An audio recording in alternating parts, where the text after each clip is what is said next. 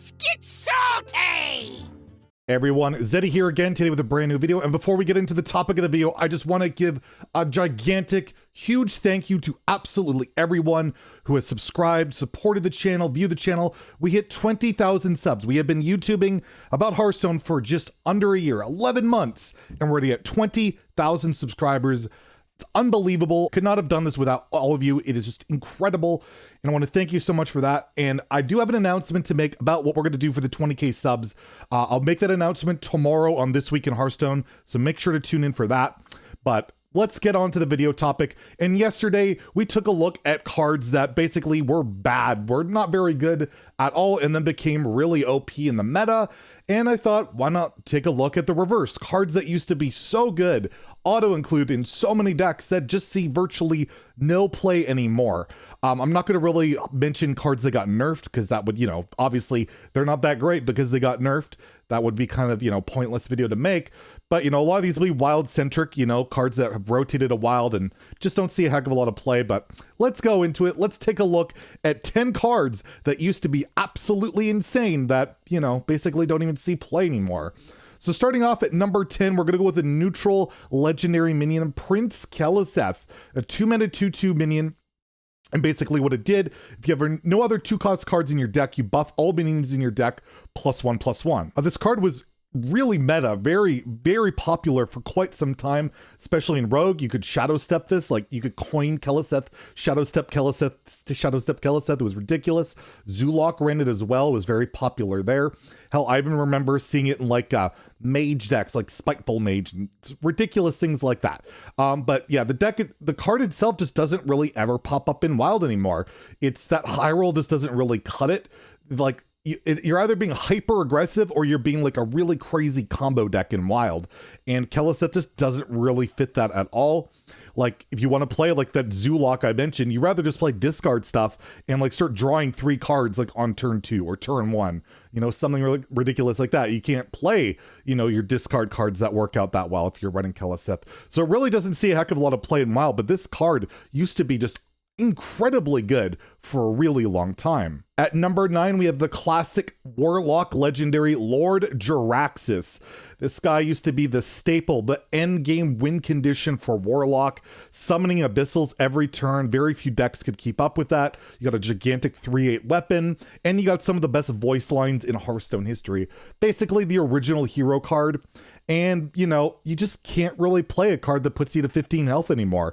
Getting 6/6s every turn, it's not good enough. Hearthstone has evolved to such like a fast-paced, hyper-aggressive, synergistic, combo-centric level of, gameplay that you put yourself to 15 health, you're dead. You're just going to die to everything. And yeah, that value just isn't there. It doesn't really matter anymore. Even with Sack Pack being able to kill Jaraxxus for 0 mana, it still just does not pop up in either standard or Wild. Number 8, we have Hound Master Shaw, the Hunter legendary. It's a 4-mana 3/6 and basically gives all your other minions rush. Everything has rush. And, this card was really good in Hunter when it came out. It enabled some really good stuff like Carnivorous Cube. You could cube this, and then your Shaw would give your other Shaw rush and give everything rush. That was really strong, but as time went on, every card had rush on it. Every card basically has rush. You could give cards rush with lackeys. Just everything has rush. I mean, look at Animated Broomstick. I made a tweet about this recently. Look at Animated Broomstick. It's a 1-mana card that gives all of your minions rush. It's a battle cry. It's only for that, that turn or whatever, but still, it's a 1-mana neutral common that effectively does what Houndmaster did, but better. It's ridiculous the power creep that happened with it, but this was when Rush was first introduced. It was like the first ever expansion, I think in the Witchwood, where Rush was introduced, and yeah, it's been done to death where why would you ever run Houndmaster when everything has Rush? Number 7, we have Hagatha the Witch, Shaman hero card, had like an AoE effect, but basically the hero power let yourself, every time you played a minion, you get a random spell. And this was very common in like Murloc Shaman ran this for a bit. I could like control Shaman decks, even Shudderwock Shaman and Wild for a little bit. But it just turned out that, you know, after a while, like that value, you could get value from other cards. Especially, I remember like the old Doom quests came out and you're like doubling your battle cries. You don't have time for a card like Hagatha, and in Wild, your Shudderwalk kind of can get ruined by a bunch of the stuff in your hand. It just became not worth it. But it was for a while, it was very prevalent to get that value, to have that AoE that was pretty decent. But yeah, overall, Hagatha just rarely ever pops up in any deck at any point. At number 6, we have yet another Shaman card. And this one, I will admit, it does see some play here and there in Wild still to this day, but Tunnel Trog, the 1-mana 1/3 that gains basically plus attack for every overload you do. So you overload for 2, it gets +2 attack. This thing was like the most dominant 1-drop in Hearthstone history for quite some time. Like Shaman Stone was a legit thing for like a year and a half, and Tunnel Trog was front and center. It just was, you played it on 1, you played Totem Golem, you played Feral Spirits, whatever. This thing got out of control and you just couldn't deal with it and you would die. And if you did deal with it, you had to deal with everything else. And that could be a big problem. Like, the card was just tremendous. But as it went to Wild, as cards like Gen and Baku, particular Gen, came in, Tunnel Trog just doesn't really fit into Wild Shaman anymore, even though it's so good. It does pop up in like some aggro lists. I think Odd Shaman runs it, but these decks are not particularly, they've never been high tier. They've never been really good. And it's just such a crazy drop off, right? Where Tunnel Trog was like this tier S, amazing 1-drop, to the point that it sees seldom play in like tier 3, tier 4 decks. It's quite the drop off. At number 5, we have the Paladin legendary Sunkeeper Tareem. This card is a 6-mana 3/7 taunt and to set all other minions attack and health to a 3/3. This is one of the most powerful Paladin cards ever made. It was introduced, it was just ridiculously powerful. You could get more with Stonehill Defenders before the discovery bonus got all thrown out of whack. And it was just insane. It's the best discovery option in Odd Paladin. And you played it in like even Paladin. You could play it in like a mid-range Paladin deck. It's just incredibly powerful, and you never see this card anymore. Even in like the pure Paladin lists or like Libram Paladin lists in Wild just don't have room for Sunkeeper. It's too slow. But this card is one of the most powerful legendaries ever. Like, it was better than Tyrion. And I just cannot remember the last time I remembered someone dropping a Sunkeeper on me in Wild. And it's kind of insane how incredibly good this card is, yet you never see it anymore. Number 4, we have Piloted Shredder, the GVG mech. It's a 4-mana 4/3 neutral mech, and Death Rattle summon a random 2-drop. And you could get like Millhouse, Dirty Rat, Doomsayer.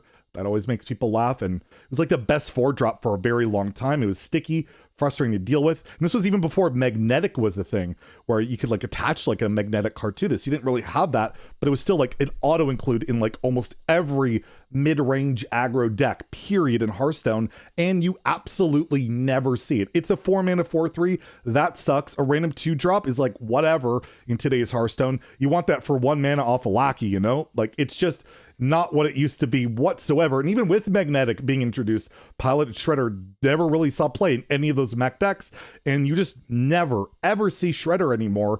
But it was so unbelievably good for quite some time, way back in the day. Man, I sound like a boomer. At number 3, we start off with one of our Hall of Fame cards, Azure Drake, the 5-mana 4/4 neutral dragon, spell damage +1, draw a card. This card was auto-include in a ton of decks. You have like Rogue really liked it, was good like Backstab, Prep Phantom Knives when Prep was unnerfed. You had it in like Druid. Yeah, all sorts of decks would run Azure Drake. It was neutral card draw. The spell damage was a nice little boost. And even the Dragon Synergy didn't even matter back then, but you still loved to run it. They Hall of Famed it because it was so commonly played. And now you rarely ever see the card played. Hell, we got a 5-mana 5/5 neutral dragon that draws a card in the standard pool right now, and that sees seldom play. It's just incredible to think how insanely good Azure Drake was for such a long time that it required it to get Hall of Famed, and now you just never ever see the card. It's quite the change. And same with our next card, Sylvanus Windrunner at number 2. Neutral legendary, 6-mana 5/5 Death Rattle, take control of a random enemy minion. Again, was super prevalent. The RNG, I guess they didn't like it as much. You know, it was a bit too frustrating of RNG. Think about compared to today's RNG. This is nothing, absolutely nothing. And yeah, it was a Hall of Fame, and it did see play for a good amount of time after when it went to Wild, especially Q-Block. I remember running it. Q-Block was pretty good. You could destroy it, steal stuff, you could cube it, and then you do all this gross stuff with Sylvanus. But now Sylvanus is much too slow. Rarely pops up unless you're playing like the greediest of Warlock decks for the most part, or maybe like a Priest Resurrect deck. But even then, it's a 6-mana 5/5 that doesn't effectively do anything when you play it anymore. And in today's day and age in Hearthstone, you just can't get away with that whatsoever. Before we get to number one, I have a couple of honorable mentions to go through. First would be Feral Rage, 3-mana druid spell.